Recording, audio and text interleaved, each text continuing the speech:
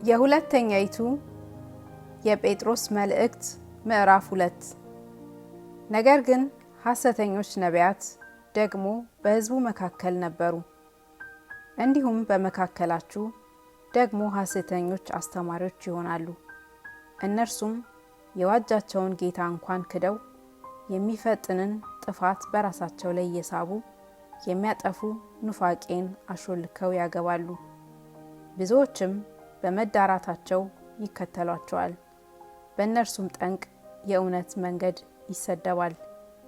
ገንዘብንም በመመኘት በተፈጠረ ነገር ይረቡባቸዋል። ፍርዳቸውም ከጥንት ጀምሮ አይዘገይም፣ ጥፋታቸውም አያንቀላፋም።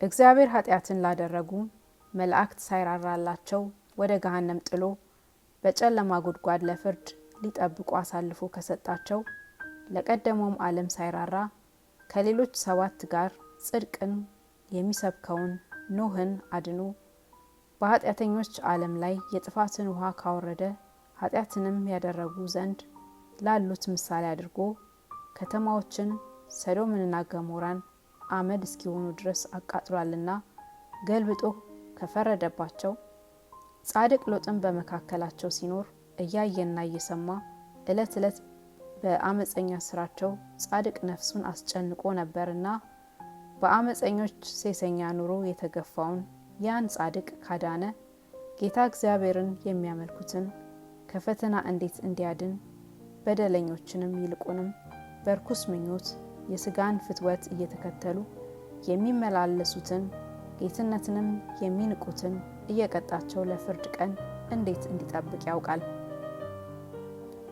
ደፋሮችና ኩሩዎች ሆነው ስልጣን ያላቸው ሲሳደቡ አይንቀጠቀጡም። ዳሩ ግን መላእክት በኃይልና በብርታት ከእነርሱ ይልቅ ምንም ቢበልጡ በጌታ ፊት በእነርሱ ላይ የስድብን ፍርድ አያመጡም።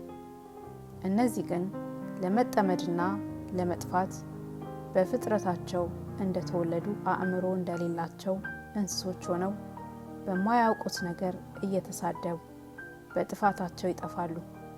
የአመፃቸውን ደሞዝ ይቀበላሉ። በቀን ሲዘፍኑ እንደ ተድላ ይቆጥሩታል። ነውረኞችና ርኩሳን ሆነው ከእናንተ ጋር ሲጋበዙ በፍቅር ግብዣ ይዘፍናሉ። ምንዝር የሞላባቸው ኃጢአትንም የማይተዉ ዓይኖች አሏቸው። የማይጸኑትን ነፍሳት ያታልላሉ። መመኘትን የለመደ ልብ አላቸው፣ የተረገሙ ናቸው። ቅንን መንገድ ትተው ተሳሳቱ። የባሶርን ልጅ የበለዓምን መንገድ ተከተሉ። እርሱ የአመፃን ደሞዝ ወደደ፣ ነገር ግን ስለመተላለፉ ተዘለፈ። ቃል የሌለው አህያ በሰው ቃል ተናግሮ የነቢዩን እብደት አገደ። ድቅድቅ ጨለማ ለዘላለም የተጠበቀላቸው እነዚህ ውሃ የሌለባቸው ምንጮች በአውሎ ነፋስም የተነዱ ደመናዎች ናቸው።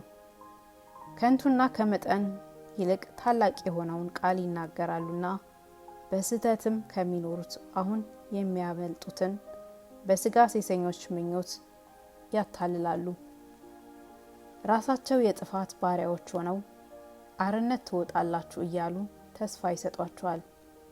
ሰው ለተሸፈነበት ለእርሱ ተገዝቶ ባሪያ ነውና በጌታችን በመድኃኒታችን በኢየሱስ ክርስቶስ እውቀት ከዓለም ርኩሰት ካመለጡ በኋላ ዳግመኛ በእርሷ ተጠላልፈው የተሸፈኑ ቢሆኑ ከፊተኛው ኑሯቸው ይልቅ የኋለኛው የባሰ ሆኖባቸዋል።